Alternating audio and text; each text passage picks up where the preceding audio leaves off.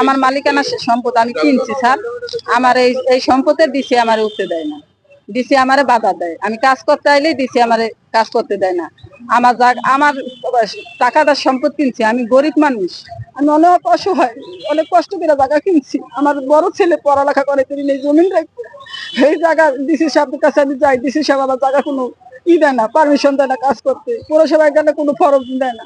আমি কাজ তারপরে কাজ করতে এসেছি, সেই কাজ আবার করতে দেয় না। আমার খাম খুবই সব নিয়ে যায়।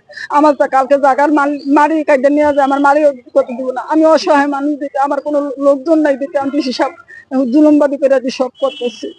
ডিসি সাহেব বলে ডিসি সাহেব অর্ডার করছে। তা আমরা কি এই জায়গার টাকাটা কিনছি? আমি গরিব মানুষ, বাড়িঘর সব বিক্রি করে জায়গা কিনছি স্যার।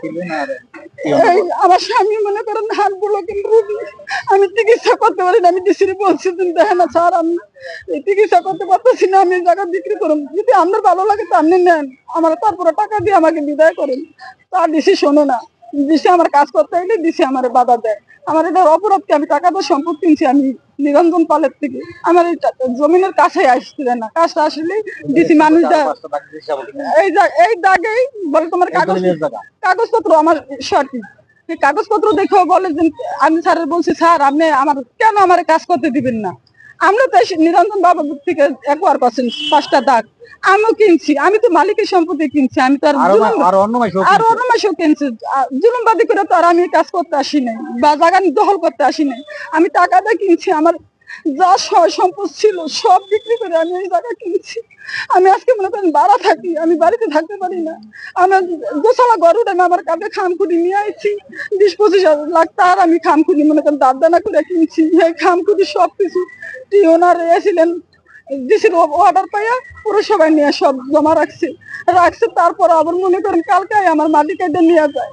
আমি কি অপরাধ করছি? আমার টাকাটা কি সম্পদ রেখে আমার ভুল হয়েছে? আমি তো কোনো জুলুমবাদী করতে আসি নাই। ডিসির এনে কি স্বার্থ? ডিসির ভালো লাগে ডিসি নিয়ে যাও, ডিসি তো সেটাও নেয় না। কিছুই বলে না, বলে খালি একটাই দেখায় যে এটা বিএপি জায়গা, এটা কাজ করতে পারবে না। তা বিএপি জায়গা হলো ডিসি সাহেবের বাড়ির সামনে তো বহুত জায়গা আছে, সেটা কি বিএপি না? সেটা কি বিএপি হয় না? সেটা কি শুধু এইটাই ভিআইপি?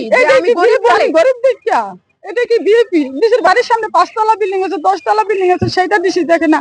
আর আমি একটা 2তলা ঘর উঠাইতেছি, সেটা আমার ডিসি ঘর উঠাইতে দেয় না। অপরাধ রাখে আমি ডিসির কাছে।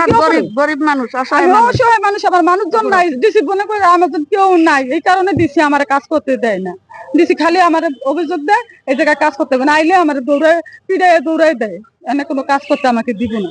কারণটা কি? আমি টাকাটা সম্পদ রাখছি না, আমার জীবনে যা ছিল সম্পদ আমি সব বিক্রি করে এই সম্পদ রাখছি। আজ আমি এই সম্পদে কাজ করতে পারতেছি না।